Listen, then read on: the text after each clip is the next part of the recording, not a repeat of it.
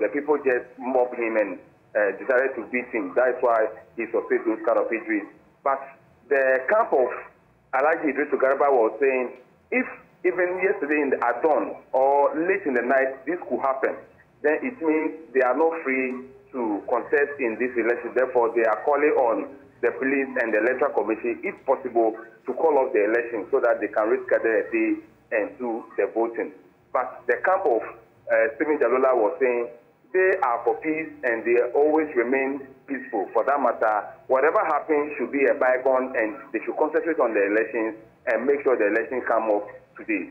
So as it stands now, there are two different kind of views as to whether the elections will come off or it will be suspended there unless the police and the electoral commission have to decide. But I'm very confident that the elections will come up because the electoral commission has not said anything. The police are also saying they are firmly on the ground and they will not allow anyone to cause mayhem during the day of the election. So this is basically what I can report from True West, where two contestants are taking part in the election. Okay, and Daniel, let's track back a bit. So this was a meeting that had been called by Stephen Jalula's main challenger. In fact, only two of them, Mr. Garba. And this gentleman, as we see on your screens, we'll hear him pretty shortly, appear there. And it's suspected that he may have been planted by Stephen Jalula's team. That is what he said. And according to him, he was there to look for his brother. But when he doesn't, because he doesn't belong to the Alhaji Idris Garba's camp, they asked him to move away. But he resisted. That was what resulted into the misunderstanding that got him injured. But he was also saying he was not there for information, but rather he was there to call his brother. I see. Stay with me. Let's listen a bit to what he's been saying. And I believe, as you can see him there, he's already receiving treatment at the hospital. What do you mean?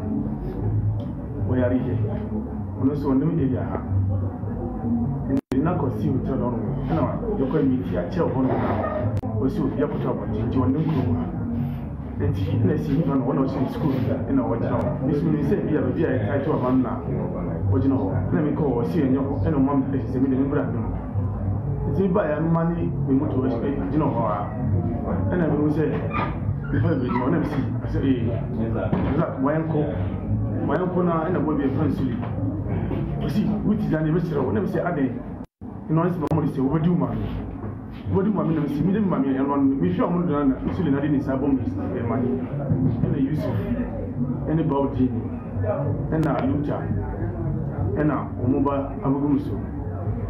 And she, Mamma is ever swimming, and I mean, a shake the Grana, Muna Togumiso. Jomun Papa now. Individual there who has been assaulted, as you can see on your screens. And if you're listening to us on Joy 99.7 FM, you see a gentleman who's seated in what appears to be a hospital. And my colleague will confirm that for us pretty shortly, with plasters on the face, looked visibly beating with the scars of that particular incident showing. He had significant plaster on the face. But Daniel, let me ask you this. So we saw him there seated. I believe that is a hospital. That's where he went for treatment. Yes, that is the Abase Health Center, where the elections are ongoing. Or where elections, Abase Health Center. Health Center. And you see him there with what appears to be a cut over his, just below his right eye, and a cut on the lip, and that both of them had plasters on it. And I want to get a sense of what the police have been saying. Have anybody been arrested? Well, when I got to the police station, I heard one person had been arrested, but later has been released because the tension that was mounting there. Maybe if he's not been released, it will tend to different things. But he's been cautioned and released to go and report this morning because the way the tension was going at the police station, they have to at least be tactical and make sure they put the whole tension under control. So for now, I would say there is nobody at the police cells or at the police custody based on what happened yesterday. But I learned one person has been arrested, after which the two parties have been talked to, especially Stephen Jalula, who is the Deputy Minister of Road and Highways, was called on phone to report what happened to him. And Alhaji Idris Garba, who is also one of the candidates, he was in the police station personally yesterday before he leaves the venue or the police station at Abase to the district capital, that is Prime.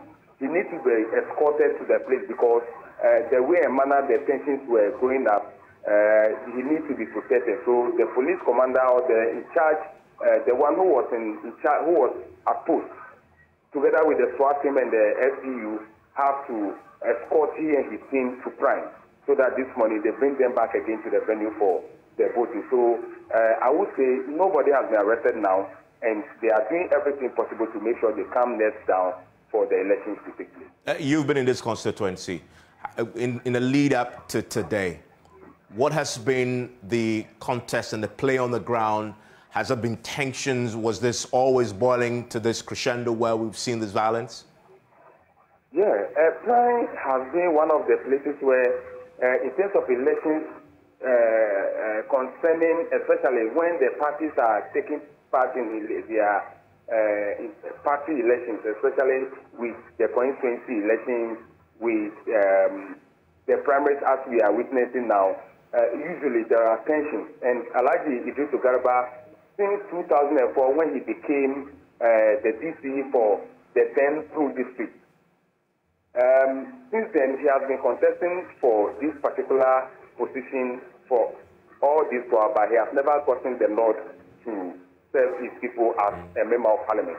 And Stephen Jalola has also been the DC for Pru district, that is Pru East and West, before the Pru West has been cut from Pru East district. So he has the nod to be the first MP for Pru West after they have gotten their district or their independence. So the contest between Alhaji Idris Garba and Stephen Jalola has been for some time now, and always when they want to go into this contest, there are always tensions. So this is not a new thing as we speak, but it looks as if today's or yesterday's, what happened yesterday is a bit serious than what we've been experiencing previously.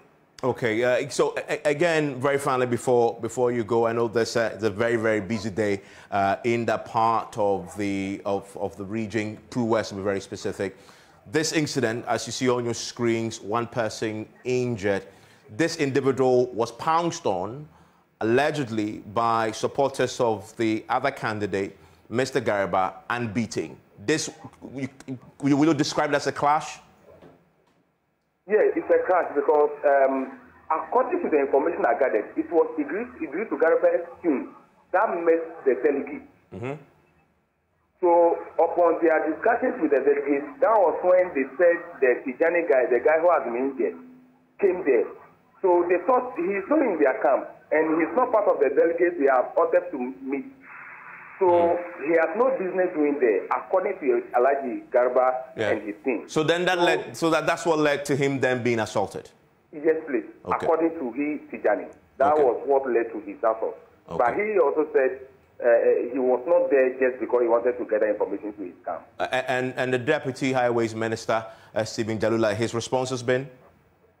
For now, I tried to reach him, but I was not getting the chance to reach him. So he will pretty soon be at the venue. So when he's at the venue, I know we'll go to him and speak with him live. Has voting started, though? It's a 7? Not yet. Not yet. Okay. Thank you very much. That's Daniel Tucci in Pru West for us.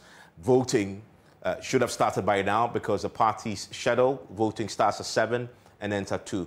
But, gentlemen, that is Pru West for you. And we are starting the day on this note already. One person already injured in hospital.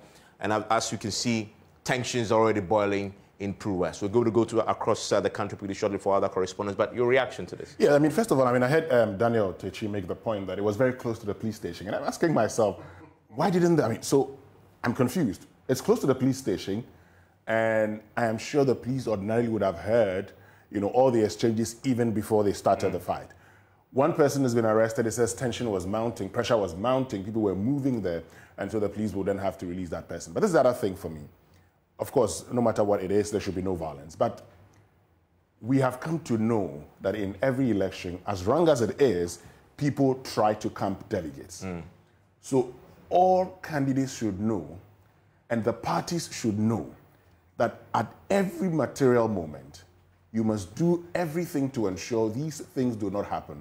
But even if they happen, you must ensure there is no violence. And so I am surprised that this person actually goes to a place under the pretext that you're going to look for your brother. You're one man going into a camping of people. Going into a camp.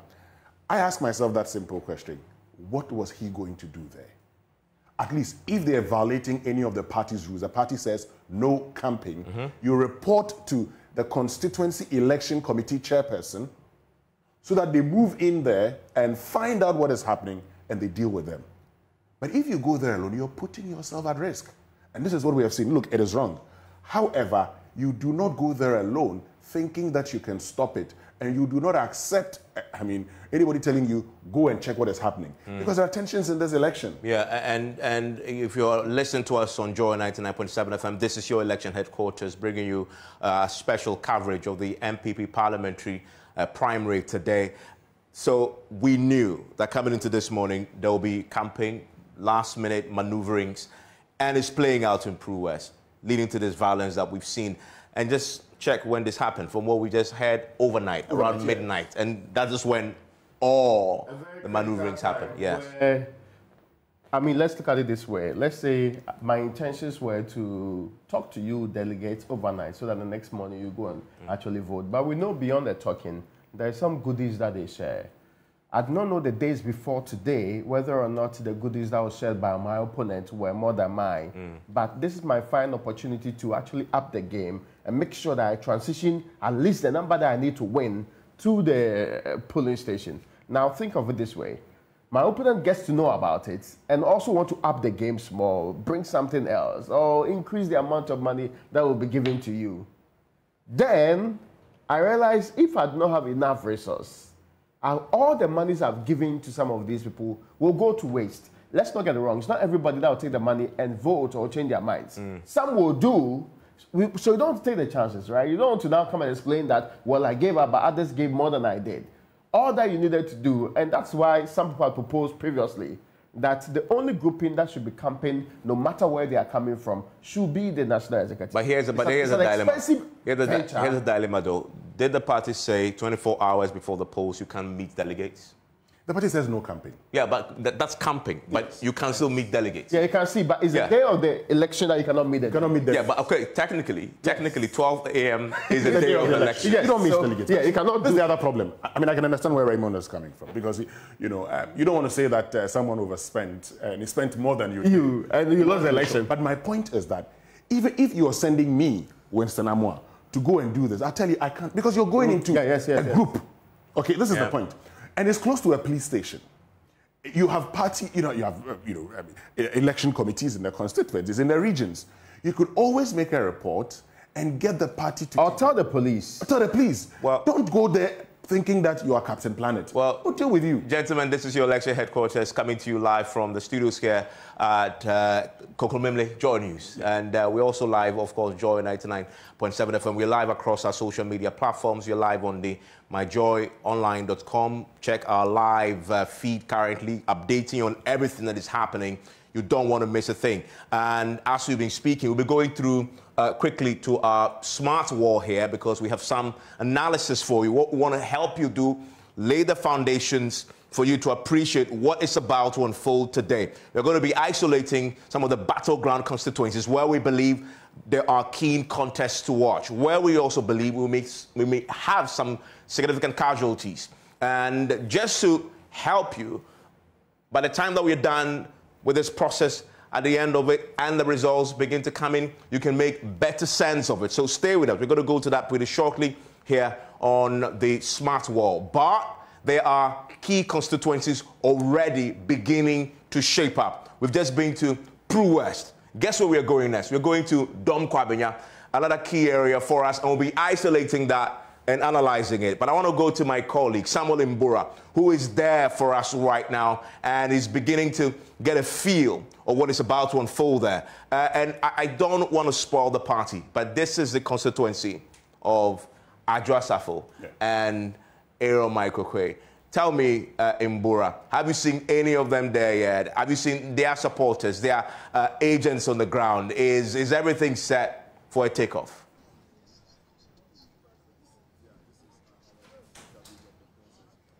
Well, Evans, I'm reaching live from the Domi Kobia, the Atomic School Park, just directly opposite the Divisional Police Command. I must say, when I arrived here, the first candidate I saw is the third person joining the race.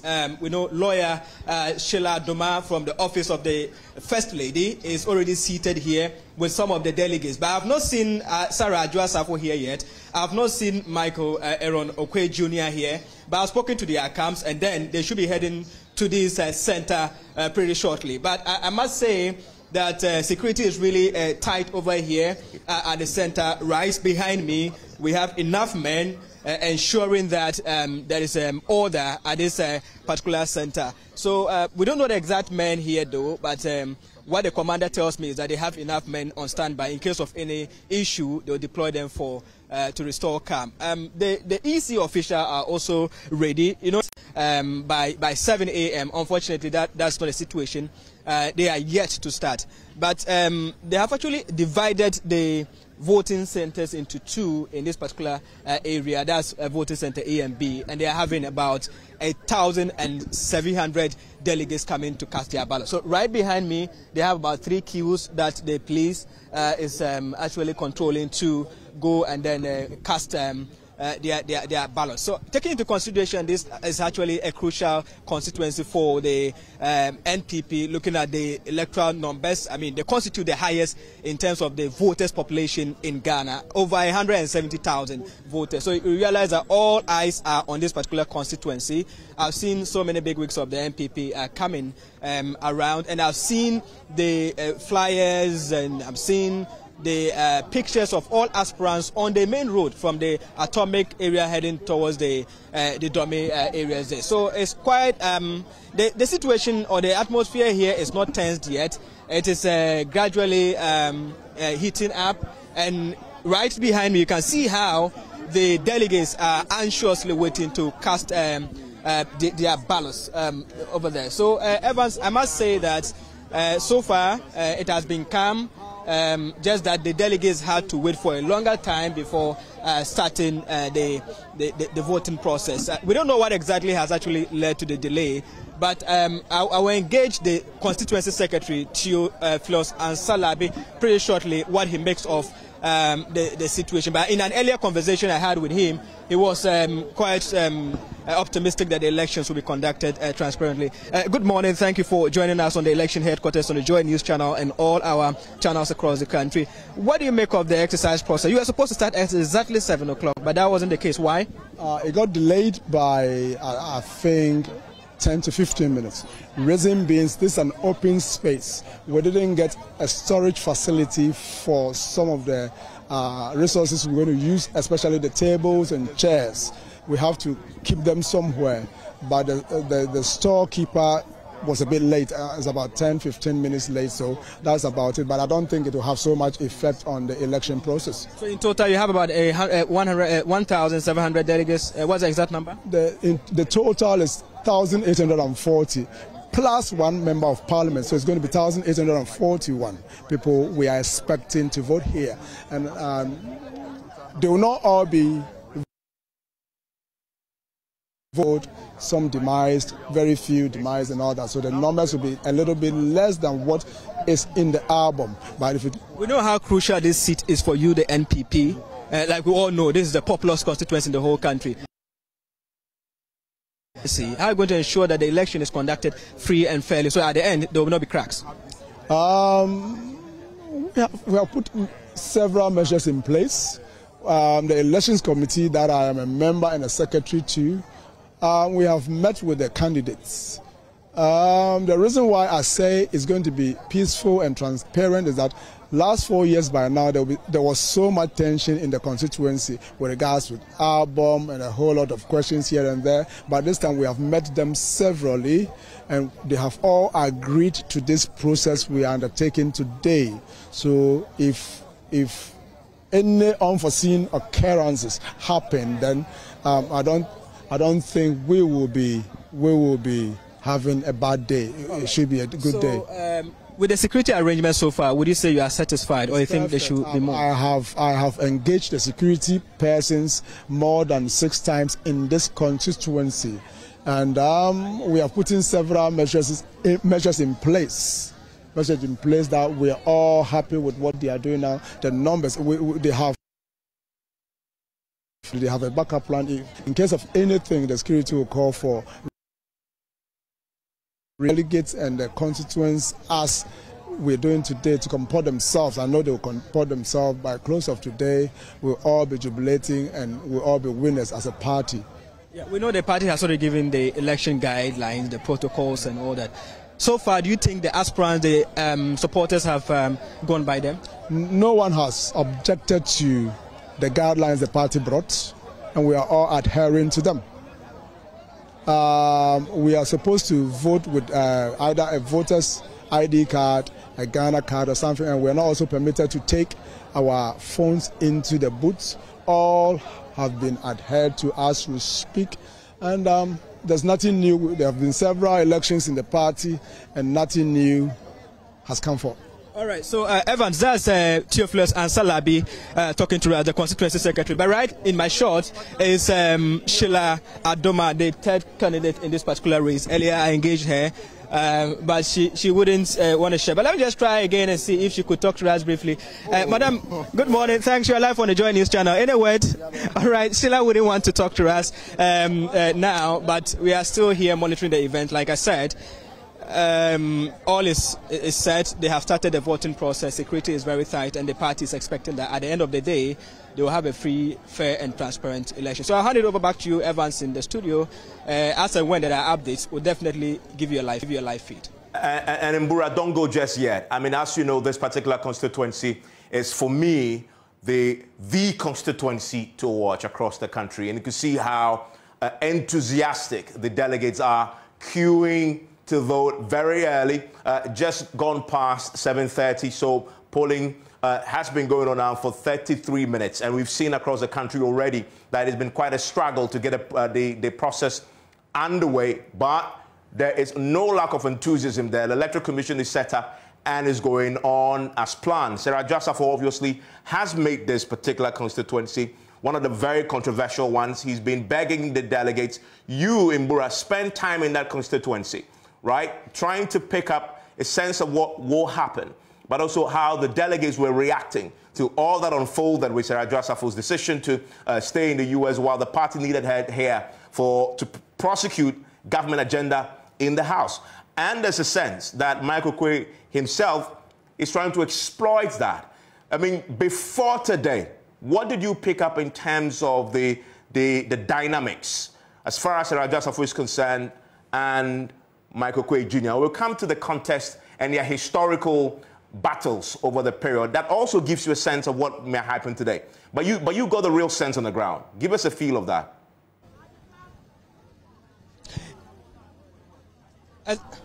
Exactly, Evans. I've spent 2 days in this constituency. That was on Tuesday and Wednesday.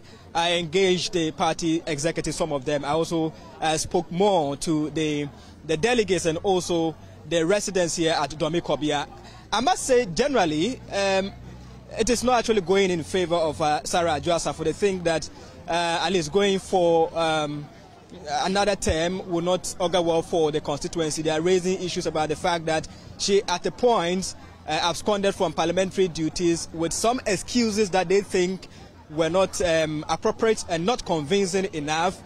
So the general sense I'm getting here is that they are rooting for a new candidate to come in. But this is an election, anything can happen. 2 days or, 3 days ago, that was the sense that I had from the people. When I also got here too, it is the same, more or less the same feeling that I am getting. Some think that Michael Aaron Okoye Jr., who lost by 8 votes to Sarah Jasafo in the previous election, could be a better candidate, or Sheila Adoma from the First Lady's office can be the right person. But for Sarah Jasafo, she wouldn't be the right person to lead the party. They are so much concerned about the fortunes of the party in the 2024 general election. They think that going with her may actually cause them some electoral, misfortunes. So the general feeling is that Sarah has not actually lived up to expectation, and she has to pave way for another person to lead the NPP in the upcoming general election. Always say there are no absolutes in politics. Absolutely no absolutes in politics. And so what you expect sometimes doesn't necessarily play out the way you expect. And these are the individuals in this contest today. Let's go through them. This is the obvious too. As saying the Ghana Free Zones Authority CEO and the former ambassador to India, for Ghana. That's Michael Quay Jr., who is the son, of course, of the former Speaker of Parliament. You have Sarah Adwoa-Safo, who is incumbent MP currently. He's a former Minister for Gender Social Protection at the time when all this controversy erupted. And of course, you then have the lawyer. Apparently, he also works in the First Lady's office. Yes, upon Sheila Doma. Circle her for me because, you know, she has a very important role to play in all of this. Now, listen to what Listen to what Samuel Mbura said to all of us. Now, some delegates say she, Adwoa-Safo, must not be the MP. They think they need another MP. Now, it is no longer absolute Michael Quay. You have another person showing up. Now, will that person steal from Michael Quay what can actually aid him in winning the elections, or may actually take votes of Sarah Adwoa-Safo to enhance the chances of Michael Aaron Oquay? In other words, she possibly could be the beneficiary of this monumental clash between the two protagonists. But she could actually just play into Adwoa-Safo's game and ensure that she takes the anti-Adwoa-Safo votes, part of all of which would have gone to Michael Quay if he was the only one contesting. And this is just first pass it, you know, so it doesn't matter the percentage. It's not like we're expecting more than 50%. If she's able to take votes from Michael Quay and there's significant votes, Sarah Adwoa-Safo wins the election. And this is the point. Look, prior to this week, we probably would have said Adwoa-Safo has no chance. Forget about her, she has no chance. But a lot of things have changed in the last 5 days. What has changed? A lot. Delegates have gone and have pledged forgiveness. Lots of goodies have changed hands. And this is the other point where people don't realize. So we're talking about why is the party rewarding Adwoa-Safo? Because they actually put her on a committee in Parliament. And this is a very significant committee. The Parliamentary, the Constitutional Legal Affairs, Constitutional Legal and Parliamentary Affairs Committee in Parliament, as the deputy chair. The party must not be seen as working against Sarah Adwoa-Safo because of the relevance of the Christo Asafo group, particularly around and their numbers in that particular constituency. So the party should be seen as playing it safe. So that if you go and lose, it's not like we thwarted your efforts. So I made the point earlier, and this is the plausible deniability theory, which is we wanted to remove her using the constitutional provision that, of course, is triggered when you absent yourself from Parliament for more than 15 sittings without permission. And a committee worked on that. In fact, as we know, there's a ruling that is still pending that the Speaker has not delivered on her, right? So that's one. And we know that the group in Parliament that was pushing for this was a majority side, led by Oseche Mensah-Bonsu himself. And the minority actually opposed it, right? Yeah. That didn't materialize. And for some reason, she returns, she goes to the Parliament, and then when the opportunity comes to reconstitute the committees, she's rewarded with a very significant position as a vice chair of the Constitutional Legal Affairs Committee in Parliament. So party moves on. She apologized to the constituency. We know you want her out. But then there is a delegates election. Okay. If the delegates election, based on what he said there, you have a constituency there that is significant because of the Christo Asafo factor. Do you just leave her to go and then use other means, covert means, through influencing the delegates to take her out? That would have been a very legitimate way to get her off the seat. But then you maintain plausible deniability while doing that. I mean, I'm talking about the forces in the party that wanted her out. Obviously didn't succeed, but they can get the delegates to do it and then say, this is the result of democracy. And she's legitimately been removed. Except that in the last time a similar contest was done, it was the belief, at least for people who were close to Adwoa-Safo, that government officials and big people in government actually were using the same tactics to get her out. That's why she only won by those 8 votes. This is the 20. I want to go there now. Just a second, because you mentioned it, just for people to see. Winston, walk us through that. So in 2020, now as you can see, she posed 496 to Mike Okwe's 488. Now let me give the caveat here. In 2020, because of COVID-19, you actually had the party voting in electoral areas. So it wasn't all of them converging at a place and voting. But while people may have said that also, you saw some government officials like Esla Owusu-Ekufo going to Dom Kwabenya to actually support Sarah Adjoa-Safo. At the time, she makes a statement that I remember so well. She says, where has Mike Okwe been all this while that all of a sudden he wants to come and take over? So at the time... And we know that's not really true because Okwe has been contesting for God knows how long. But at the time, you had Sarah Adjoa-Safo as Minister of State in charge of public procurement. At the time, she was not in the bad books of the NPP like you have it today. And you had Kennedy Japon in her corner. And at the time, you also had people saying to Mike Okwe, and this is the other point, I mean, you are Speaker. Your son is ambassador. Why do you want to come and take the MP again? So that was a context in the last time they came face to face in the primary 2020. What about 2021, 2011? In 2011, Mike Okwe which is what you see on your screens there. Mike Okwe was then sitting member of parliament. Yes. Now, Sarah Adjoa-Safo had contested Professor Mike Okwe in the primaries of 2007 or 2008 and had lost to Professor Mike Okwe.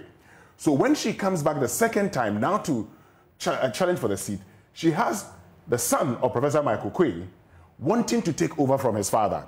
As usual, the conversation was, and the context, the outcome. It's not a hegemony. Yes. And the outcome, and the outcome was 186 votes for Adjoa-Safo and 124.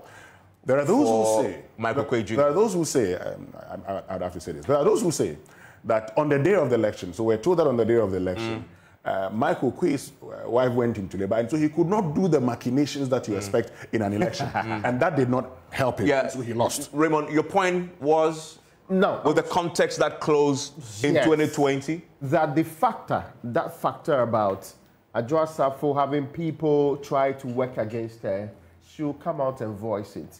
She would actually do things that maybe people in government may not like. She will do things that party may not like because it is the beginning of what she considers her problems in government. I hope you get the point. The entire conversation about whether or not people wanted her out and they are doing everything to get her out. So whichever excuse or whichever justification she gave previously was not accepted by the same people. Now, I agree that this time around, she's really going to have it tough.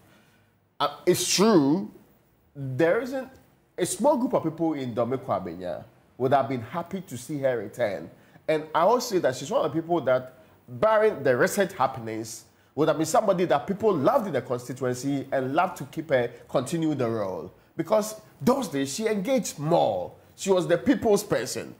But the more recent happenings made it difficult for them to think that she should be representing them. Even the bad press alone. If you spoke to delegates and say, now every time we hear Dome Kwabenya, even though they did a road alongside, they did something also around Kwabenya and all of that. Nobody is talking about that. Everything you hear is what the MP has done wrong or is refusing to do. It's giving us such a terrible name, making it difficult for us to even go out and convince other people to be interested in the party's engagement. So maybe a change will bring the kind of hope that we want in there. Except, as you mentioned, the change has not always been Michael Okwe is our very best option. Surprisingly, for all the years that he has contested, it is shocking that this should have been a walk in the park for him.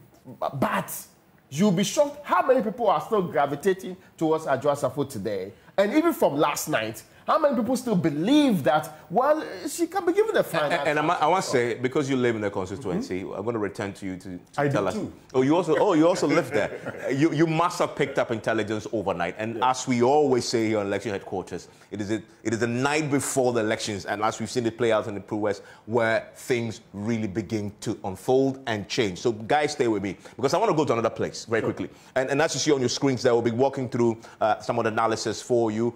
I want to go to Bantama. And I want to be very frank about it. This is another key area that we are watching extremely closely. Why? Let's bring in my colleague, Nanaya Ajima, who is standing by with that answer for us. Nanaya Ajima, why are we focusing on Bantama in the Ashanti region, the stronghold of the NPP? So Bantama is the bedrock of the NPP in the Ashanti region. It's one area the NPP is able to gather a number of votes when it comes to the general elections. So they call this place Florida.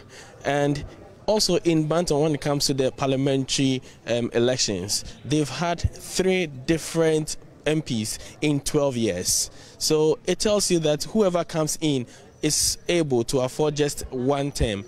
From the days of Henry Kwabena Kukufu through to Ochema Boache, now Asenso Boache. And we have Ralph Ejapon, who is trying to unseat Mr. Asenso Abuachi. He's trying to continue the one term, that has always been given to a number of these people or these parliamentary candidates in the Bantama constituency. So it's one of the areas that many tip to be keenly contested in the Ashanti region. Exactly at 7 o'clock, the EC was ready, everything was in place, and delegates 10 minutes later started coming in to cast their ballots. Already some people have gone through the process, including the chairman of the NPP in the Bantama constituency himself. He has also gone through the whole process to cast his ballots. As you can see, let's start talking about security in this area. I've been able to count a number of policemen within the inner perimeter, and when I went out, I also realized that same number or similar number of policemen have been stationed outside the inner perimeter, and they are all trying to ensure that this election is as safe as possible. From the engagement I had with the leader of the team, he said that more men may come in to ensure that things in Bantama are well and properly done. When I came in here, the one of the camps in this election that they had their members or support some of the members of the camp coming in and alleging that the incumbent member of parliament have camped some delegates in some areas, and this they believe it's not it's not good for the election. Already when the code of conduct was read for this election, the General Secretary of the NPP made it clear that camping and transportation of delegates to the premises or the polling station is not allowed in this election. But unfortunately, according to one of the camps, it's alleged that one of the aspirants in this election, particularly the member of parliament, is the one who is doing this, but that has not been confirmed yet. I know that he made a report to the chairman of the NPP in the Bantama constituency. I would want to talk to the chairman and find out so far what he has been able to establish concerning this allegation that is being, that is flying around. Chairman, an official report has been made so far. I realized that Rafa Japon was engaging you, and he told you that he understands that some people have been camped somewhere. Are you aware of this, or have you received this complaint? Hi, good morning. Good morning to the viewers and those listening. I don't think anybody has been camped.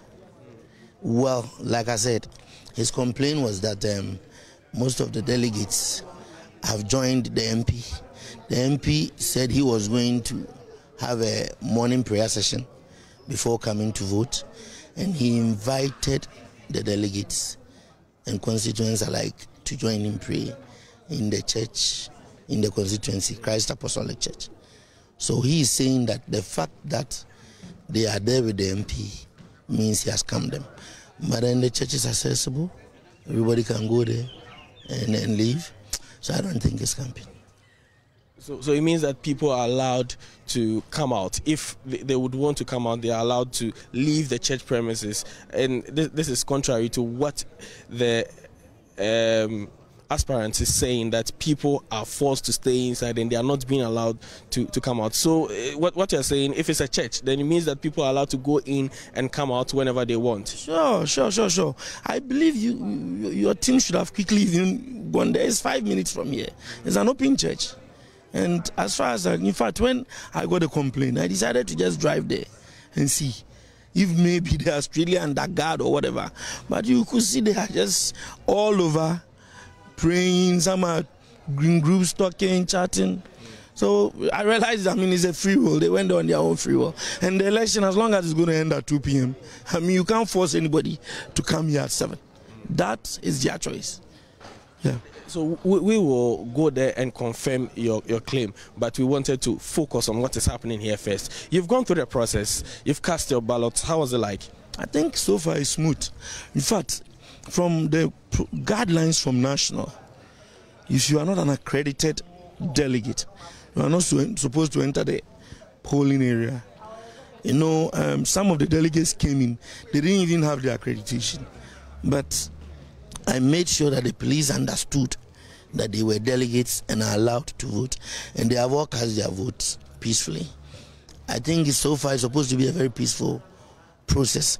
I don't know why people want to raise red flags. Looking at the process so far, it's very peaceful.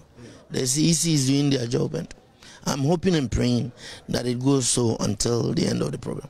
Right. Thank you very much, Chairman. So we'll be here speaking to you on subsequent development. Now, let's go back to security. Earlier, someone, one of the delegates, tried to enter the premises with his mobile phone, and this is disallowed per the code of conduct that have been released by the NPP. So the security men would not allow that. It took some time for them to sort it out. Later, the delegates agreed to what the police were saying. A lot of people had to come in. It was a heated argument between the police and this gentleman. So it took some time for the police to calm down tempers, but the police are on the ground and they are ensuring that they go strictly by the code of conduct when it comes to this particular election.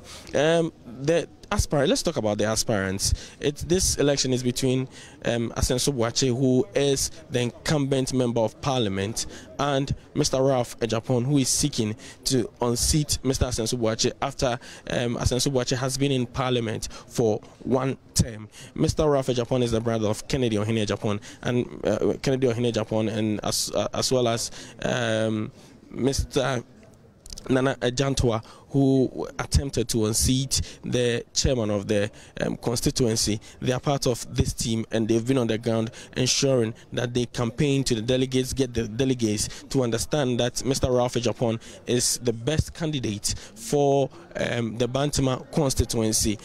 Before these people came to town, the president himself was on the ground, even before the NPP opened nominations for these candidates to file, and he ensured that he spoke to the people of the constituency, telling them that it would be right for them to maintain Asenso Boakye. So from what has been happening, a lot of people believe that this is an election between the president, Nana Addo Dankwa Akufo-Addo, and Mr. Kennedy Ohene Ejapon.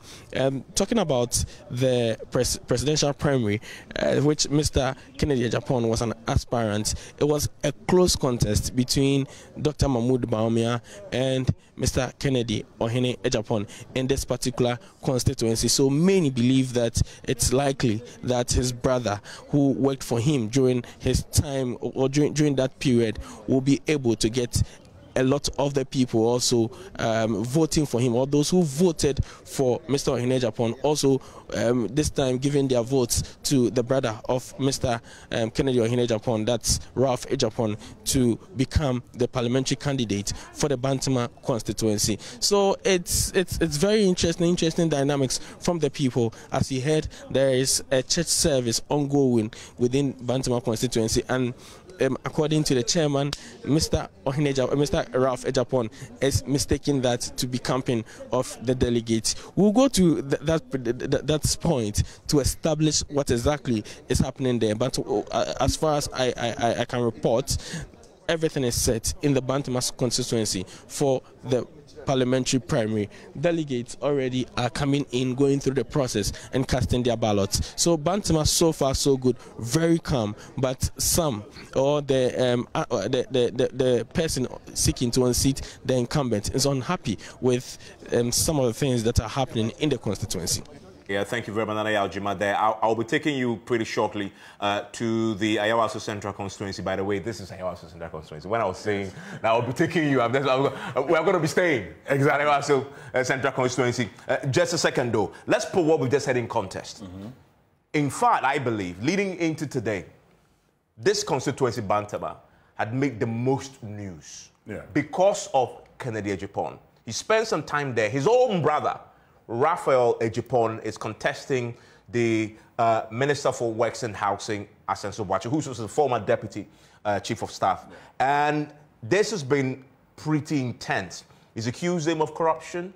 In fact, alleging that if his brother doesn't win, he's going to spill the beans. He's accused him of manipulating processes to take up some state lands. Again, he came by firing and dismissing that. So this has been, in fact, the most trending story around this. And Kennedy Ejipon has been very consistent, battering him. I'm talking about the Minister of Works and Housing. And so it set this up to be a titanic clash. You see, and on the State of Play on Thursday, I said something. If Raphael Ejipon loses, it will be because of his brother, Kennedy Ejipon. And this is the reason. The element of surprise in the presidential primary is known today. The element of attacking people all the time is known. And so people would no longer sit down for you to attack them. One man, always, I will expose your party. I will expose my party. I will expose my party. What you're beginning to see, and listen to the chairman. The chairman immediately, he's told, oh, but he said he's coming, so he's not camping. He's actually going to check. Yeah, that's actually a fascinating pronouncement, especially when he just received the complaint. Exactly. And already the chairman has dismissed it. His first answer was, oh, there's no camping. There's no camping. He hasn't even spent time to probe, but he knew what happened. No, he knows. He knows actually what is happening. And this is the point for me. I mean, how in God's name do you tell me that I woke up this morning and I said I'm going for devotion, so join me, and then they will join you to go for devotion? So delegates then, from the chairman said, follows Asenso Boakye to a devotion. To devotion. I don't believe that. And his opponent. Well, they say that on the day of election, there cannot be any canvassing, there cannot be any. Exactly. So exactly what kind of devotion I go to do with delegates on the day of election. I am saying I don't believe that story, but it's because Kennedy Ejipon is fighting his party, and the party system would not allow him to be a second-time lucky. If he polled so many votes, about 37% of the votes in the presidential primary, they would not allow him to actually hold the party to ransom again. You want to clip his wings through this. And this is where I say his brother becomes his Waterloo. Now watch this carefully. Raphael Ejipon is a man of the people in Bantama. Person for person, he's loved more than Asenso Boakye in Bantama. This is a man that can sit down and set a table from where we are to the end of the road with people seated and having a party time. This is a lawyer who defends people in Bantama. This is a guy who can go to Konfanoche Teaching Hospital, gets to meet nurses and give them additional salary. So this is a man who's loved by the people. However, in Bantama, in 2011, Francis Asenso Boakye, at the time that Cecilia Dapad decided she was not contesting, he contested Kokofu, who was then party chairman. Kokofu, here we go. I'll come to this 2020. But in 2011, he contests and he loses to Kokofu. Then in 2015, this man, Daniel Ochimabwaji, beats Kokofu. Okay, he comes with a lot of money. He beats Kokofu in that election. Then by 2020, Asenso Boakye comes again. And it's interesting. It's funny because in 2011, Ochimabwaji supported, Asenso Boakye against Kokofu. He lost. In 2015, Asenso Boakye supported Ochimabwaji against Kokofu. Then he beats Kokofu. Then Kokofu supports Ochimabwaji. He supports Asenso Boakye against Ochimabwaji in 2020, and then Asenso Boakye becomes victorious. No, and let's put it in context for the purposes of our audiences on radio. Yeah. And what we see on your screens here is that 2020 primary. Exactly. And you see Asenso Boakye's overwhelming victory there. Exactly. He completely tore Daniel Ochimabwaji to shreds. 456 votes to his 122. And this, by the way, I remember this following this and covering this on the show. There was conflict in that particular constituency because you have an incumbent, member of parliament, who saw that he was about to lose an election. There was violence there. The police had to be called in to try and manage it. In the end, as you see on your screens there, Asenso Boakye, 78.89%. to Daniel Ochimabwaji's 21.11%. Yeah, he was not in the result. But so this is the final point I make, Evans. So today, ordinarily, but for Kennedy Ejipon, we will be saying this is a very difficult contest. It's still a very difficult contest for Asenso Boakye. But at the end of it, if Raphael doesn't win, he should go and blame his brother. But Raymond, here though is the interesting point to what Winston just says there. If you flip it, if you also look at Kennedy Pon's performance in the recently concluded presidential primaries in the party, when he placed second, and was actually, in many people's eyes, far exceeded expectations. You would think, rather, he was actually going to be a positive for his brother, because he became overwhelmingly very popular in the party. But Winston is saying he's actually becoming a distraction. He's becoming a liability and not an asset. You agree with that? No, two ways. First, the problem with Kennedy Japan is that even in this election, he's not deploying the tools he had deployed previously. Previously, he will go, and he did it across the country. He will go to constituencies, very difficult constituencies. He will not only mount platforms, he will actually go there with resources, no matter what, to the most difficult areas to try and get people to understand why that MP should be elected, or try and flip the situation there. In Bantama, for example, he has been more promising and threatening groups with, I will release information, it will affect not only the MP, but that was his campaign style in the lead up to the presidential primary. He did it. Promising showdowns. I get the delegates loved it. So why do you think they will obviously all of a sudden reject it now? On parliamentary elections across the country have not been these kind of threats. That is what's strange about his engagement now with me. But my point to both of you, he hasn't changed his style. No, I think there's a change. No, Evans, I'm separating it. I'm saying that when Kennedy Japan goes to Ishiaeso, he doesn't go with the claim that, oh, this is what I'm going to do against the NDC if you don't vote. Or this is what I'm going to release if you fail to move. What he does most of the time is to go with resource and also do some of these, oh, you need to get our man in there. And the love flows naturally to it. See, I am worried about this style, and I support Winston on that. This style that says, I'm threatening everybody and holding you to ransom, that if you do not end up voting my man, you will lose out. But that is what he did. But this is Raymond's point. That's what the other point here is that's what he did. And his candidate is already complaining. This is not the Kennedy Japan style. If it is winning by all means, he leads it. He's not the one who ends up beginning the day with complaints. Well, Kennedy Japan complained to in the primary. No, I'm not saying. But he lost it. See, you're not getting my point. But he lost it. But I'm we also know in primary elections. In primary elections, Kennedy Japan's impact has been that he gets in there, gets the job done. It is not happening in Bantama. It's the reason why there are complaints on the ground. It's the reason why he's adopted this skill of deciding that if I don't force them to do this thing for me, and I agree with Winston too on one point, if it continues, and again, this is delegate elections, the delegates do not care whether Kennedy Japan can expose their MP. You get my point? At the end of the day, we all know the factors that influences it. And nobody should dismiss the fact that the MP has become very popular. But also, and moving over the period, electorally, being given that ministerial ministry. Yes, I just mentioned, I mentioned earlier on that 88.8% is the percentage of votes he garnered in the last election. That is massive. The closest to that was 88.4, which was the previous election year. You cannot just dismantle such a man with competence. And of course, I'm also opposed to this pretense of I'm going to morning devotion, so follow me and delegates should be going along. But your counter proposal cannot be just complaining. Your counter proposal in real politics is to show proof that you also have your own people engaged. And Ike Japan, with all his resources, and you see how we are dismissing Ralph out of this, and we have seen this as a competition between Japan and the member of parliament, is because he stated right from when you were doing the primaries, the main election, presidential primaries, he was not happy with the comments that the MP made about him. And he isolated him. He was clear in his mind that he knows he's going to the election.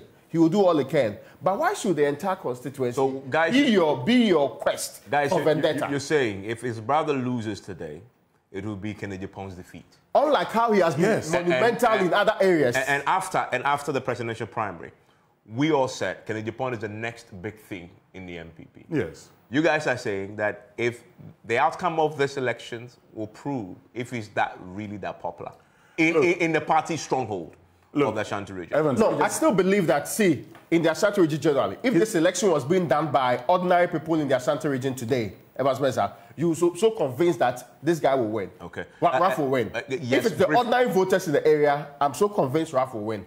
Because Ken is very popular in the Ashanti region today. At every given time. And on your screen still is Bantama. As you can see, this is the outer perimeter of the polling station there, the voting center.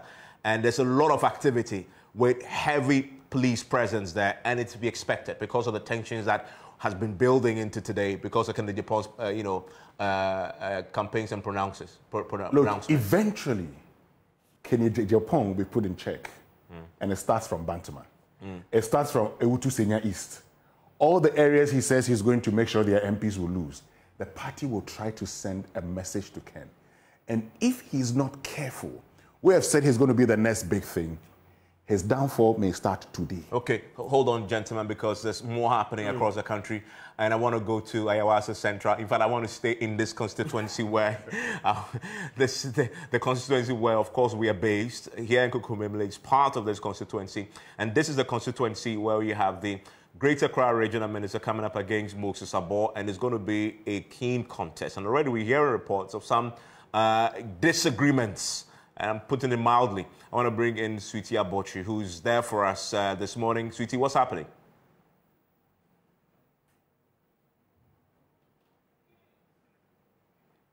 Okay, we'll try and get her in. But as you know, this is your election headquarters. It's brought to you by Petrosol, your clean fuel in full quantity. They make it possible for us to bring you this unrivaled, comprehensive coverage from across the country. Petrosol, your clean fuel in full quantity. Hello, Sweetie. What's happening in the Ayawaso Central constituency? Please unmute.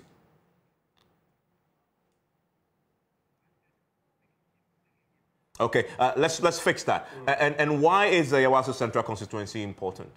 Because it's the constituency of the Greater Accra. Oh, hold on, because I see this gentleman wants to say something. No, that was before the Bantama one. Okay. We should not forget that the president himself went to Bantama to throw his weight behind the candidate. And that's an important point. But the president is the most popular person in the NPP. No, I mean, I get the point, but at least the executive leader of the country signaled, and let's not get it wrong, in many areas, I mean, except for the Formina engagements that happened previously, in many areas, when the president signals that this is the way I want things to go, people comply. Because people comply. He still has some control, except some may think that in his dying years or months or so out of government, you might not think. But here's the point on that. Did Asenso need the president to be there for him?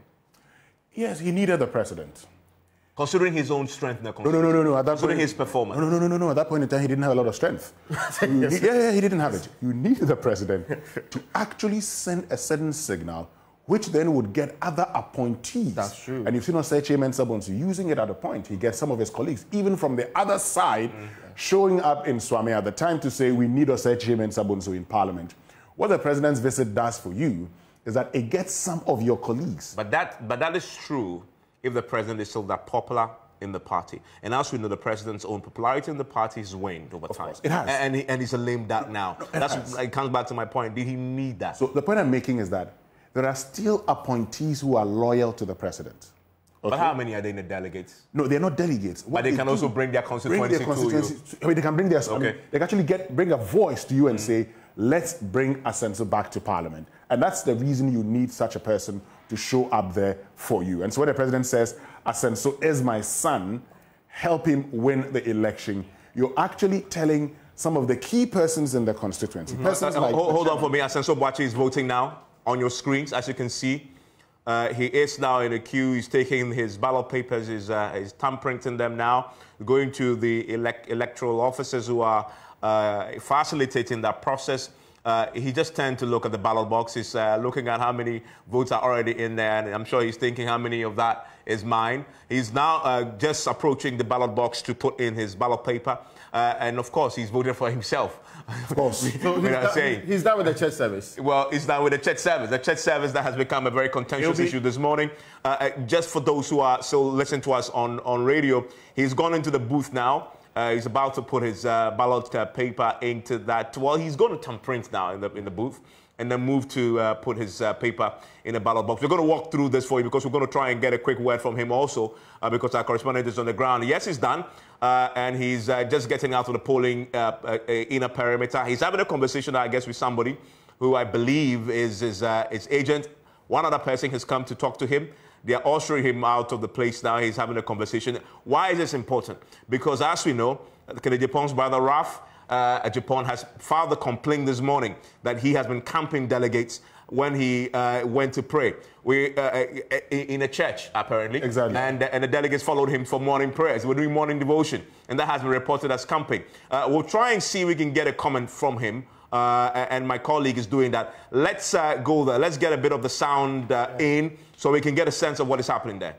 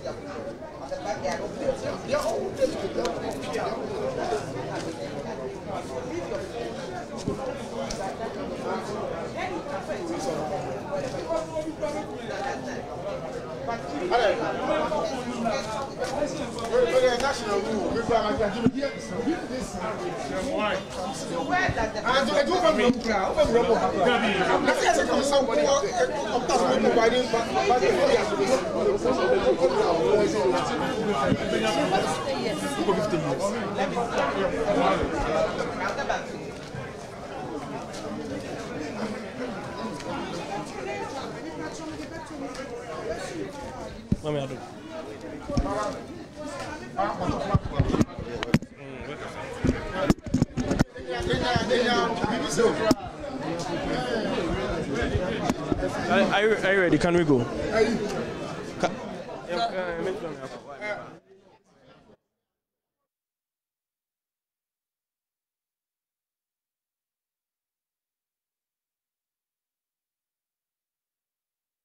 And just as we have been watching on your screens there, Senso Boakye is currently in a conversation with the police officers.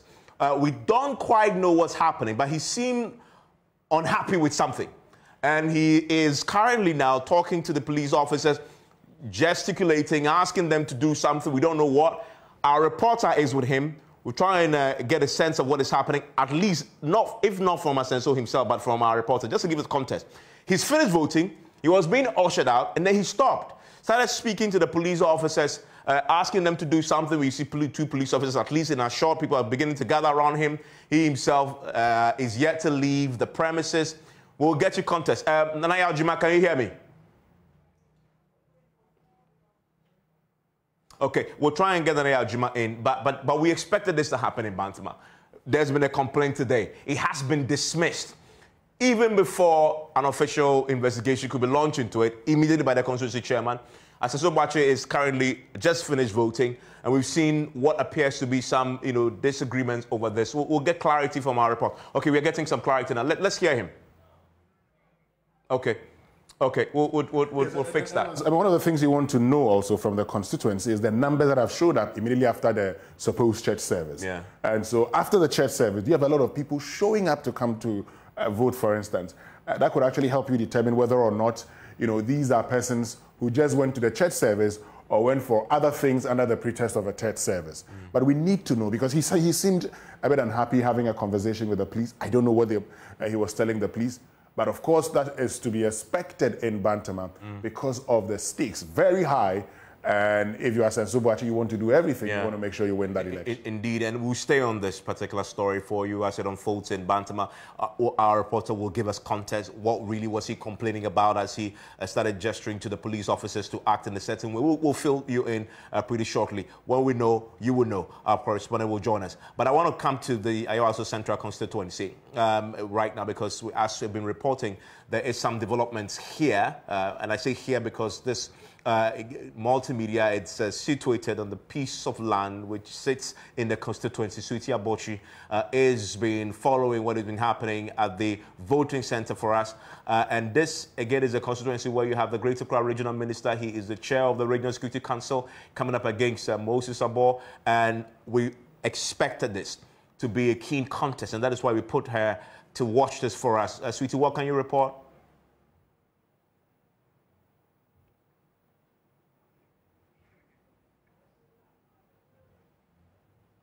Okay. Still having a challenge there with the audio possibly. Sweetie, please don't mute for us. Okay. Can you hear me now, Evans? Yes, I can.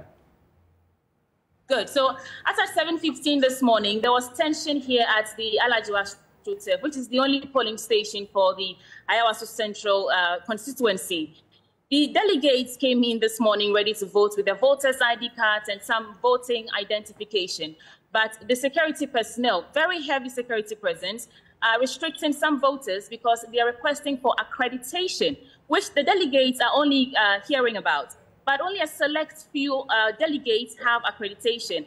Now, the people who are upset are saying that they were camped here. As at 11 p.m. yesterday, they were here at the Ashtotef, and nobody said anything about accreditation. So to come in this morning and we told that they cannot enter the voting premises because they don't have accreditation smells fishy. They do not know what's causing this problem. But to calm things down, some coordinators are saying that they were trying to print all the accreditation, but the lights were out, which is why they couldn't print for everyone. So the security is trying to calm tension outside the gate. And I must say, though, that nobody's saying anything. The security don't want to talk to us, and they don't want even to come into our cameras, because we know that Moses Abor petitioned the IGP concerning an alleged plot by Henry Korte to infiltrate the security personnel with his own people, hooligans and pugilists. So we are monitoring this. Right now, as we speak, there are lots of delegates outside who are restricted from entering the voting center because they do not have accreditation. And they're saying that they are still in the process of printing them, and so they should calm down. So far, everything inside the voting center, though, is calm. About 50 people have come in so far to vote, and the processes are going on smoothly, except those who have been restricted because they do not have accreditation. Oh, and I should add to Evans that even in the presidential primaries, accreditation was not an issue. They voted with their Ghana cards and other identification. So they are confused as to why this is coming up now. So these delegates who are being prevented from casting their ballots, how significant are they, the numbers, from what you see? I could count about 45 of them this morning. But right now we are inside the voting center, and the security are saying that they do not want to come into our camera. So we can't even turn and show you what is happening unless we go to the other side of outside the voting premises. But we'll send you footages and keep you updated. Thank you very much, Sweetie Abochi. Thank you very much for giving us that contest in Ayawaso Central. But that is a very interesting development in Ayawaso Central. Raymond, I want to stay with you on this very subject. As you know, Moses Abor had filed a complaint with the IGP.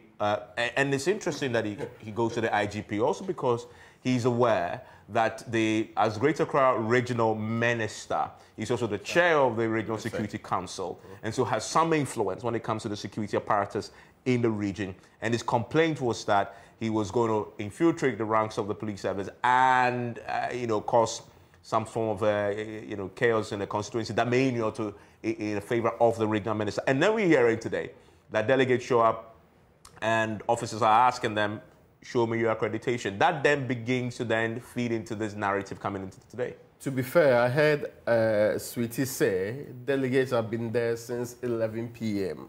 on the same Ashtotef field, awaiting the election. But when they started setting up, the understanding is that you showed, but I mean, we were given to understand that even if it's a national ID, some accreditation was allowed, except when there's agreement on both sides that, well, we know these people, and it should be very easy for you to work on the ground and know your delegates were wasted. Yeah, Roman, let me just read the guidelines from the NPP's primary. Yeah. So, point 27 says, delegates are to carry their identification cards. That is, voter ID, party card, passport, and Ghana card to verify their names. So, this is the NPP saying, carry your identification cards to verify your name. What accreditation again?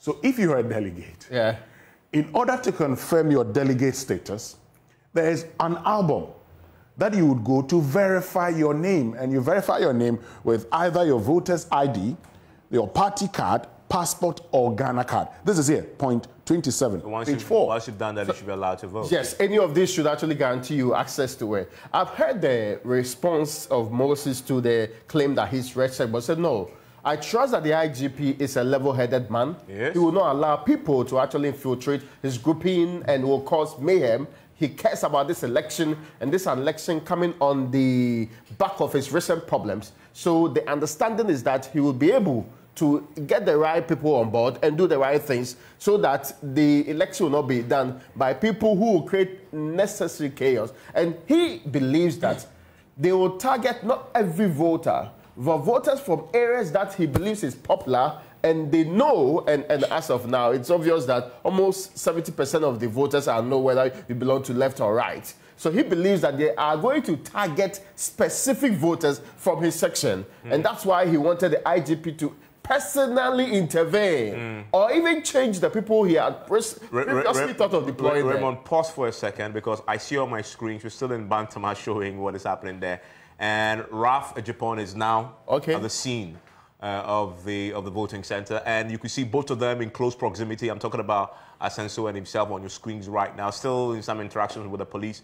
This is extremely close proximity. This is like 2 meters between each other right now. They're standing with both of, Ralph has his hands behind him.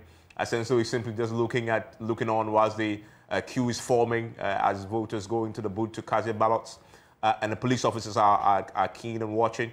Now I see a police officer called both of them together. A police officer is in between both of them now, explaining something to them. We need to get clarity on what is happening here, because as I'm watching now is to your right, Ralph to your left, with a police officer in the middle, actively explaining something to them. You can see Ralph now throwing his hands, almost exasperated at something.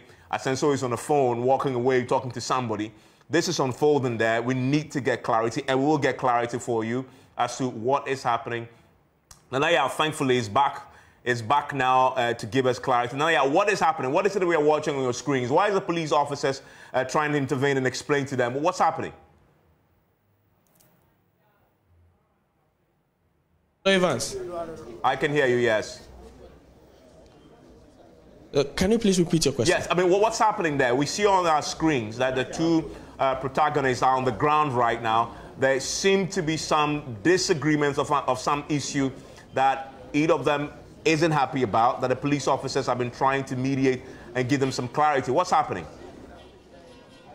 So not long ago, both of them came into the inner perimeter after one bus carrying a lot of these delegates came in here, and these delegates were all marched into the inner perimeter.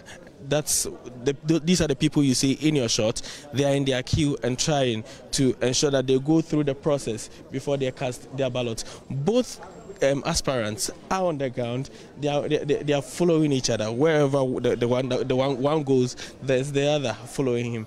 As you can see now, the police is putting them at one stationed point. They want them stationed at one point so that the delegates can go through the process freely. They've not spoken to each other.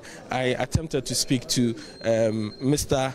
Ralph Ejapon earlier. Well, immediately I got to this grounds, he was here, and he was telling me that he was alleging that Mr. Sensobuache was camping some of the delegates. I tried to get him on record, but unfortunately he refused to speak to me. According to him, the time will come for him to do that. And Mr. Sensobuache came here, went through the process and cast his ballot. I tried speaking to him as well, and he told me that it's not time for him to speak. When the time is due, he will do that. They are both here trying to observe what is happening. It's a heated environment. Even though there are no conversations, there are no noise being made by anybody, you can feel that there is tension within the environment.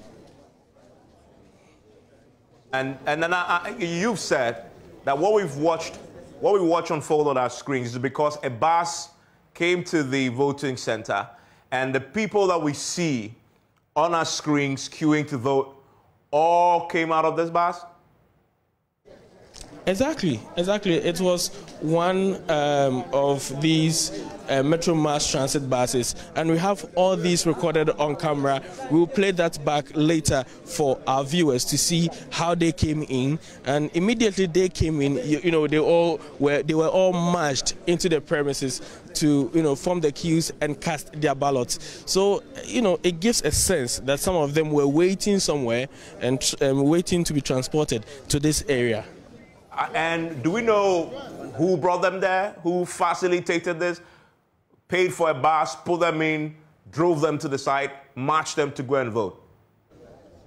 As at now, it is unknown. I'm trying to ask around and get that information. But as I speak to you now, I've not been able to get any of the delegates divulge such information to me. But I'm sure that in a few minutes' time, we will get the information and also put it out to our viewers. But as I speak to you now, it is unknown who hired this bus, who rented it and paid for it and transported all these delegates into the premises for them to cast their ballots. And if you're watching this on your screens, you see this is a long queue.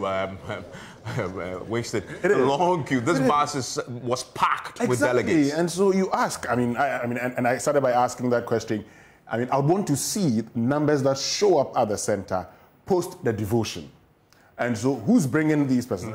Who's bringing these persons? Is it Rafe Japon? Is it, Francis and Sobachi? You want to know. And is it also the case that the party? No, if the party wants, the party would probably come from various. The party would have brought them from electoral areas. By now, they should be there already. This is Bantama. It's an area that it's not as if somebody's going to travel from afar to get in there. So for people to be bussed and brought there, it's problematic. Yeah, and we'll be joined by the Director of Elections because we need to get clarity on whether the party's rules allow this to happen. Did the delegates pay for them? Did this bus themselves? Maybe they came together, they all live in one place and said, let's get... But here's the thing, that the curious thing about this is a constituency election. Yeah. So we all live within a few, it's not like a huge, it's not like Dom Kwabenya. Yeah. You know what I mean, in terms of the geographical area involved.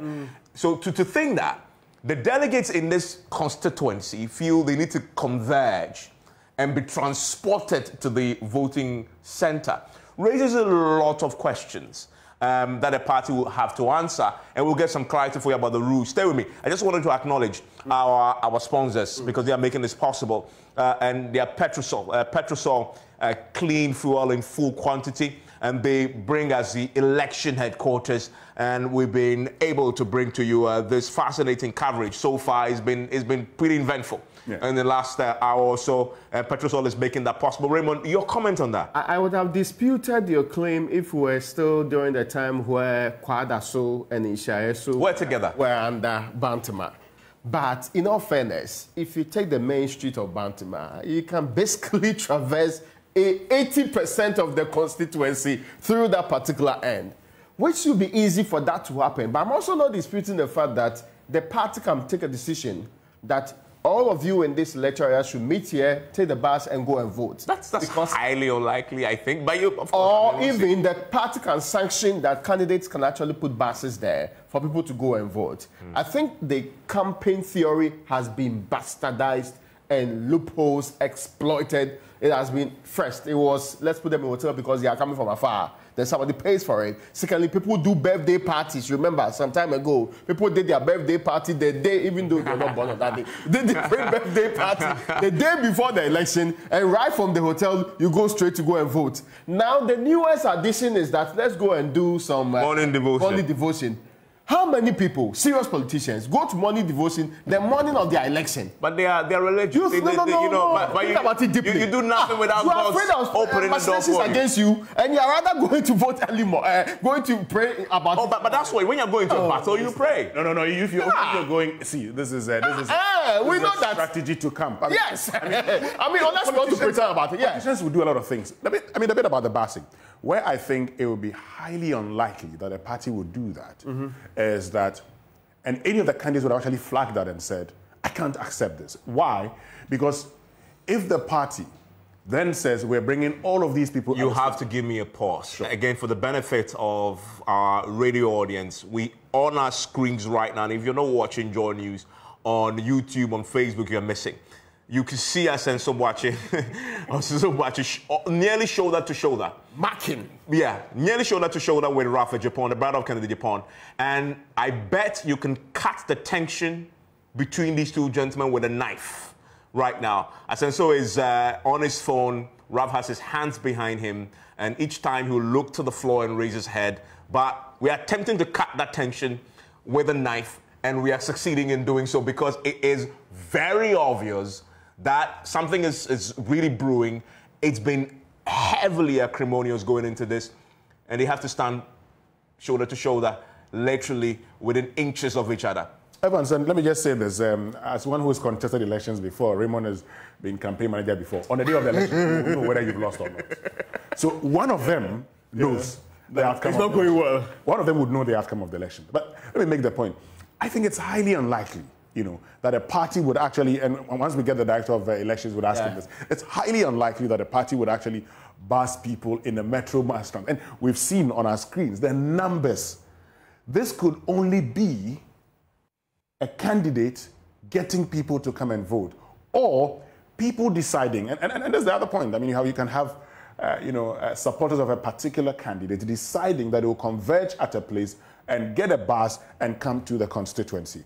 So that's part of the issue. Is it also possible that the people who are joining the Member of Parliament to go into this devotion have to be transported from where highly possible, was, highly possible, straight to, because and that amounts to camping. No, how would it be so? It amounts to camping because their religious rights cannot be suspended on the day of it. That's exactly what I was making to you earlier. But at that material moment, how do you stop them from going to pray in the morning? No, nobody has said don't go and pray. But how do you follow the Member of Parliament to go? No. It's the man went to pray. The man went to pray, and they all have the same religious beliefs, and so they converge in a church to pray. That would amount to camping for me. Well, maybe we'll get clarity on that particular point. Yeah, I mean, Evans Demarco, with the director of elections, will join us shortly.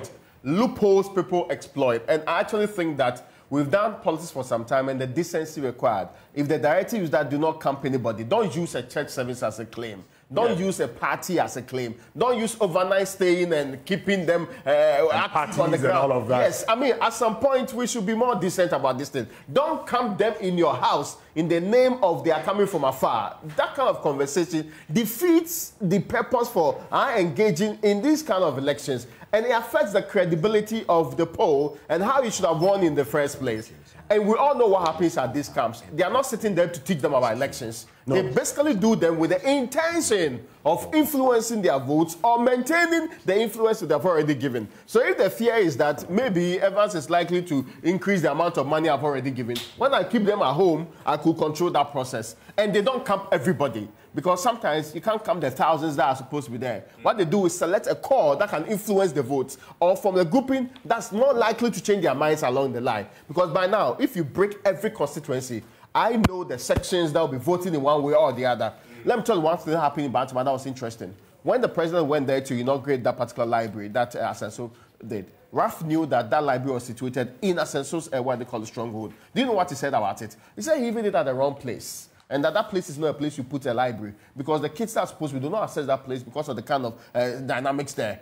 Intentionally downplaying the impact of it, because he knew that people were not his people in the first place. Yeah. So let's be fair about how we go about these things. And when you have resources, especially when you are in government and you appear to be the one putting up all of these things, it casts a very bad light even on government, because some of these things were not done previously by the same candidate. Yeah. Yeah, and that's a very important point indeed. Listen, this is our special coverage of the NPP Parliamentary Primary. Before we wrap up, we'll touch base very quickly with a lot more of our correspondents across the country. We're going to be in the eastern region, where there are some real fascinating contests there. Kujo Ponkrumah's constituency, Fasa Yerebi is one that we are watching. We are watching, obviously, Kriapin South. I mean, that is not happening today. Not happening. We have to go to Tano North. Tano North. We are going to go to Tano. We're going to go to Tano North, where you have the Gideon Wako, the Vice President's Director of Policy, and Frida Prempe, who is the Minister for Sanitation. Tano North, we'll get Tano North update for you before we wrap up and hand over to News File. We'll also bring you reports from Ashanti region has so many of the contests. Adansia Sokwa, Central. South and I'm also looking to look at the constituency of the Deputy Finance Minister, who is also coming. We'll go to the Central region. How Akumsing's constituency is also going to be very interesting to watch. We'll go into Second D and see how our friend and colleague is Bobo, not the friend and colleague, but a good friend of ours, Bobo, who is the Deputy Energy Minister, how he's faring there. Most importantly, in the Western region, how the Minister of Public Enterprises, Joseph Kujo, is faring. He has a keen contest. We want to touch base very quickly, briefly, in all these areas so we can wrap up. Deputy Mines and Energy, what they call it? Lands and Natural Resources, that's Duka, in Takwa Swayam. We'll check there too for you. But as I've been saying, we've just been joined by the Director of Elections of the party. And if you're just joining us, this is your election headquarters and it's brought to you by Petrosol, clean fuel in full quantity. We started today precisely at 7 with the first major disturbance. And we saw visuals of an individual who has been beaten with his face plastered and in a hospital. And this was because of alleged camping overnight. Around midnight, he showed up there and it was pounced on, and then that clash ensued. Uninvited. Exactly. And then we've seen, as you still see on your screens in Bantama, complaints filed to the constituency chairman about alleged camping done apparently. This is a shot on your screen there of what happened in the Pru West. And of course, the story I was just talking about in Bantama, the allegation that camping had happened this morning. The constituency chairman was dismissing it instantly. Please, Mr. Nemako, first of all, repeat for us. What is the rule? What does the rule say about camping? Well, thank you very much, and good morning to your viewers across the world. I think we are enjoying the excitement that these constituency conferences are bringing to us. For us at the center, we hope to have very successful, peaceful conference because our discussions with the police service, we are very convinced that the police will provide us the needed and professional policing services. In terms of the guidelines, the party has been very firm about this, and the General Secretary also issued a 32-paragraph protocol that needs to be observed by all stakeholders. We said that no individual can take the law into his or her own hands, and if there are issues, you better report to the police. The party has also found out our regional executives. Regional executives are not delegated to these conferences, as well as national executives. So for each of these centers that conferences are ongoing, there are regional representatives as well as national representatives. We said that if you feel there's any infraction, you are better off reporting to leadership of the party. Which is what happened in Bantama. I mean, the rough was... So that he did to the chairman of the constituency. Is that the procedure? Well, the chairman of the constituency, per the guidelines we came out with, is a member of the constituency elections committee. The constituency elections committee comprises the chairman of the council of elders in the constituency chairman, the constituency secretary, research and elections officer in the constituency, as well as an elderly woman in the constituency. So if he reports to the constituency chairman, it's not out of place. If it has to be escalated to a regional representative or national representative, that is also allowed. But we said, as much as possible, no one individual should flout the guidelines that we've given, the protocol that we've... So let me ask you if this report meets that point you just made about whether it violates it. The complaint was that Asenso Boache went to pray, and this morning devotion, and delegates followed him to go and pray, and for the opponent, that was camping, because we all met in one place for morning devotion. I've heard church services, prayer meetings being conducted all over. My brother, we have to be realistic. We, the NPP, have said that the battle is always the laws. We've always said the battle is the laws. You want to run away from it? Yes, you may. But for us, we count it as very important aspect in this whole enterprise. And you can't take politics and take out religion out of it. We are very firm with the directive that no aspirant should camp delegate. If you get a report from any constituency that camping has occurred, petition the party, and necessary steps will be taken. So morning devotion with the delegates is a camping? I won't take that as camping. You can't be here and say that those who followed him were delegates. You don't have access to the constituency. Well, the chairman says they were delegates.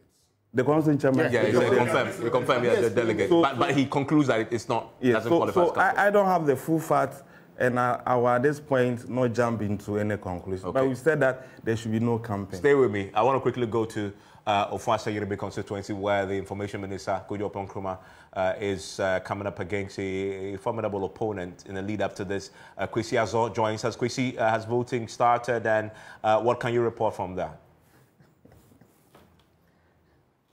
Hello, Kwesi. Oh, we may have lost him. Kenneth JC? Hello. Yes. Kwesi, can you hear me? Yes, I can hear you, Ivan. Yes. Give us a quick update from Ofuasa Yerebe. Okay. Ivan, so if you can hear me, I'm currently at Ofuasa Yerebe, Akokwaso, where the election is ongoing. The election started exactly 7 a.m. As I'm talking to you right now, about 70 delegates have voted so far. We have Kojo Nkrumah on the number 1 on the ballot, lawyer Eric Owusu Mensah, number 2, and Maxwell Osei-Dramana, number 3. Delegates who are expected to vote today are 588. The election or the voting is currently ongoing, and we are here monitoring what is going on here. There is no incident. Nobody has even come here complaining. His name is not, in the register. Everything is going on well currently here at Ofuasa Yerebe constituency. The election is going on at Akokwaso, where we are here now. Okay, thank you very much. That's a quick update from Ofuasa Yerebe. That's a constituency we are watching very closely. Kenneth JC is at Wager. He will join us pretty shortly. We'll go to Tana North, where we have the Gideon Boako, who is the policy advisor at the Vice President's office, coming up against Frida Prempeh, who will also join us. We'll go to across the country for quick updates on that. And now I'll come back to the studio to Gideon. Gideon, so we've dealt with this, and then the incident in Pru West, where this gentleman, as you see on your screens, has been assaulted overnight because, again, the allegation was that one of the candidates, Jalula, was camping. Some delegate had met them at midnight, and this gentleman had showed up that they thought he was coming to infiltrate, and that led to this violence, and he's been assaulted. Has this come to your attention at the party? Oh, not yet. So I'll from here liaise with the police service. I mean, we've had very good, cordial working relationship with IGP and his team. The director of operations, Alhaji Suraj, has been of immense help, and I will link up with the national officer assigned to the region. Okay, the national treasurer has been assigned to Ahafo, or the national youth organizer. I'll check in and follow up. You have an overview of what is happening this morning. What have your reports been telling you, and what have you put in place to ensure that today it's already started on a note of controversy? Yes, but there are a lot of positives. You've not heard anywhere where there has been shortage of ballots or names of candidates on the ballot have been swapped. We once experienced the case of NDC where Edu Asari, who was contesting one of the positions, had his name indicated as Justice Yebua. You've not seen anything like that. So I think that there are a lot of positives. The majority of the aspirants are adhering to the directive, same as our delegates, and we expected to have this experience coming through. The police have been of immense help. The National Party is insisting that all the guidelines given are complied with. We are also mindful of the Political Party Act, that treating is not allowed and it's criminal. So I'll reiterate the point that it is important we comply. Then the party expects to go through this exercise, come out victorious. We have already elected our presidential candidate, His Excellency Dr. Mahmoud Bawumia. We've also elected our orphan constituency parliamentary candidate. At the close of today, we are going to have almost all the constituencies covered with our parliamentary candidate. The New Patriotic Party is going to go into December 7 election and come out very victorious. So we are sticking to that. So we are very from you, because in the Ayawaso Central constituency, we're told that some delegates are unable to vote because they say they don't have accreditation. What do the guidelines say on what delegates must have before they're allowed to vote? Delegates at the constituency level, and I've mentioned the polling station executives, electoral coordinators, constituency executives, 5 representatives from the Council of Elders, 5 from the patrons, the member of parliament, a foundation member, if any. Their names are already in the constituency album. And we said delegates will identify themselves either by party ID, voter ID, Ghana card, or passport. So they are not expected to be given accreditation by any entity. So I'm surprised to hear that some delegates are not able to vote because they don't have accreditation. Who's supposed to give that accreditation? Well, that's the situation in Ayawaso Central where we are currently. I mean, that's the situation. Some of the delegates are not allowed. I'll go to the venue and cross-check myself. Okay, so that clearly is something that the party is looking into. I want to bring in Kenneth JC, who is in wager for us. And Winston, that's one of the areas that is critical for you. It is because of Tina Mensah and Jerry Shaib. Jerry is the CEO of the Coastal Development Authority. And Tina Mensah? And Tina Mensah. And he's been contesting in Ablekuma South. So now that he moves to Wejagbawa, you want to find out why? Would he be lucky? Let's see. And Tina is a sitting member of parliament, deputy minister as well. You want to find out what happens to her. Kenneth, you're on the ground there. Tell us the story. Voting started?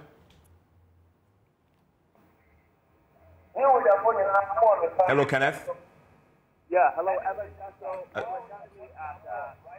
Currently at New Gawe, where the incumbent MP Tina Mensah is contesting against the CEO of Coastal Development Authority, Jerry Ahmed. Well, earlier, Tina Mensah petitioned the party executives to disqualify Jerry Ahmed because he believes that Jerry hadn't stayed in this constituency for 2 years or more, according to the party's laws. Well, the election started a bit late, around 8, because they were sorting out certain details. 1,210 names are in the voting register. However, 19 of them are deceased, so 1,191 persons are expected to vote. One of the reasons that delayed the voting was that the delegates were prevented from entering the premises. They were camped outside, the door was closed, and then they were calling out their accreditation. So you need to get your accreditation before you are allowed into the premises. Another reason that delayed the voting was that if you look to the left, you can see an astroturf, an uncompleted astroturf there, and then you see a dusty... Talk to us briefly. How do you see the process so far? What do you have to say? No comment from you? I'm coming. Hello, madam. I think your constituents want to hear from you. The whole Ghana wants to hear. What do you have to say? All right. So, Madam Adjoa Safo has just gone to cast a ballot. She wouldn't speak to the media now, but she's given us the indication that she'll definitely settle and talk to us. So, she's seated now. Let's perhaps hear what she has to say so far as this voting is concerned. But when she arrived here, she had a rousing welcome from some of the constituents who were heaping some praises on her. You know, she's number 2 on the ballot, so we're referring to Too Sure. I mean, these are people that are, obviously her supporters who are expressing optimism of she making some gains in this particular election. But Sarah Adjoa Safo is in your shot now. She's been surrounded by her supporters. She wants to take a rest, then she can engage the media. But I must say, the process so far here has been calm, and Madam appears optimistic about her chances. You can see her smiling in the shots there. Let me just get closer to her briefly to hear what she has to tell us. Ever since she came, I made several attempts to talk to her, but she indicated that I should allow her settle down. So we are only hoping that after engaging with her team, she would get to talk to us. We know she's the aspirant that is actually eligible to vote. Earlier, the other contender, Sheila Adoma, was here. We are still expecting to see Mike Okwe Jr. to come here, but I must say that everything is taking up shape at the Dom Kobia constituency here, and we all know that all eyes are actually fixed on this constituency because of its somehow controversial situation and the fact that it is the populous constituency in Ghana. So we have over 1,800 delegates that are supposed to cast their ballots. And I must say that a significant number of them have actually gone through the process. Security arrangements so far, I must say, has been okay. We have police officers with body-worn cameras on them, and then monitoring the situation keenly. So at the Atomic School Park here, I must say everyone is getting closer to monitor the exercise, especially when she arrived at the venue here. People were actually waiting to see her. But Korea, we had a few people and then showering some kind on her there. So she's still consulting her team members, and then after that she would come and talk to the media there. But I must say, Madam Sarah Adjua-Safo, not her usual self, we do know, she appears so tensed, and she is actually trying to gather herself before she can address the media. So Evans, that's the situation here. You can see her in the shot there with some of her campaign team members making some consultation before she talks to the media. So far she's the only candidate that has cast her ballot. We know that Sheila is not. She was here earlier. We are waiting for Michael Okoye Jr. to also come and then see the delegates. But the protocols, as announced by the party, that no one should go to the voting area with the phone to take photograph, has also been enforced. I've seen that they have some police officers there with a table. Before you get into the voting area, you have to put your phone and they're there before they can let you enter. They are not allowing bodyguards of aspirants to be here. No any external security officer is supposed to be here. The election is solely manned by... Okay, and that there is someone Mbura on the ground. There's a lot happening we want to bring to you, so we're going to be going to other places. As Senso has been speaking, we'll try and get that into the conversation also for you, and as we were in Wager and getting the reactions there also. But a very hectic day. You were making the point about the rules and what has been happening across the country. You have the national overview. Oh, yes. We are still picking reports from our regional and national representatives across these constituencies. We hope by midday, we're still expecting to have positive news coming from all these centers. By and large, the organization of this exercise has been very involving. Almost all stakeholders have been part. Aspirants were giving copies of the register. You've not heard issues about the register this time around. The delegates are largely comporting themselves, and this new patriotic party, we've said that the manner with which we conducted our parliamentary primaries in orphan constituencies presidential is the same way we are organizing where we have sitting members of parliament. And so we still urge on party members to comport themselves, continue to pray for the party, pray for leadership, our presidential candidates, so that we go into the December 7, 2024, the battle being the law, come out victorious and drive the developmental agenda for Ghana. And you answered the question about accreditation. You were clear that that shouldn't happen, but it's something that has been reported in Ayawaso Central as a party. We're going to look into this. I said right from here, I'm going to go to the station and probe it. Also today, it's the party's concern about the fractures that may occur as a result of today. And you've made a point that already there's a reconciliation committee in place. There has always been a reconciliation committee in the party, and we are reinforcing it. Our council of elders are available to step in, and we've advised that if any party member is confronted with any challenges, there are mechanisms within the party to get redress. And so, yes, going to elections for today, even if there's a tie, we'll break the tie one or the other. One person is likely to have more of the votes to his or credit than the other. But at the end of this exercise, the victory is that of the new patriotic party. Raymond?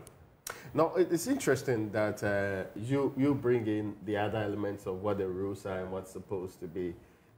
I suspect that going by the end of the day, we will see whether or not everybody complied with the rules the same way that you expected them to do, or there were favorites whose non-compliance would let go. For example, how you explained this church service devotion not necessarily being campaign will be seen as very strange to some people. So, for example, if I want to host everybody at Christ the King before the election, would it be allowed? If only I can bash them. There's also another Bantama issue to do with who gets to bus the people to which place.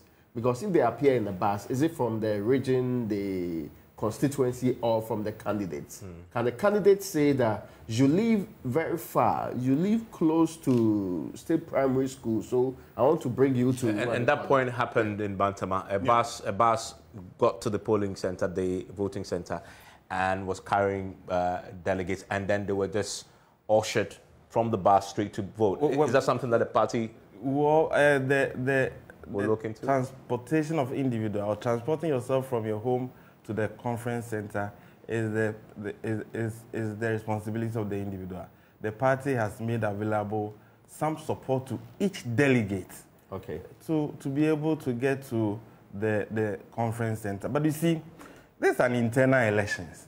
There are polling station people who have worked for the party in the polling station, and they have to transport themselves from the polling station to the conference center. We're saying that go individually. And sometimes we have to, but we're saying that it is not the responsibility of a candidate to provide transportation services to any delegate. But would it be wrong as a party? Because this whole issue of camping, I mean, part of it is providing transportation, and you put all of them in. So that's the point. They are moving from your home to the. That's what we said. Let's avoid that. Let's ensure that we provide the level playing field for the conduct of this, and that's what we insist. And you see why the church service in itself amounts to that, because then you're going with a group of people. And so actually the effect. The effect is what you're trying to prevent. So the effect is when a group of people show up in church with one of the candidates, what happens there? Will there be canvassing? What happens? It's just like the bus situation. You see, my brother, when you're talking of camping, when you camp delegates, you don't give opportunity for other contestants to have access. And that's what we seek to avoid. And so when party open nomination, these aspirants have been engaging with the delegates in their homes. It's difficult. You cannot really implement what... Yeah, but you would agree that if you're Rafi Japan and he's going to church with delegates, you don't show up in the church also. Hello. What are you going to do there? They have met these delegates at one point in a hole. They have found venue in the constituency to meet and speak to all of them. Is that campaign? Would you take that as campaign? There have been period of campaign, yes. So we're saying that don't try to abuse the system to camp delegate, said that your opponent cannot have access. Not relative to the day of the election. Yes. We're saying that we've provided the needed support to delegates to be able to move from their homes to the conference grounds. We didn't say any candidate can provide transportation services to any of them.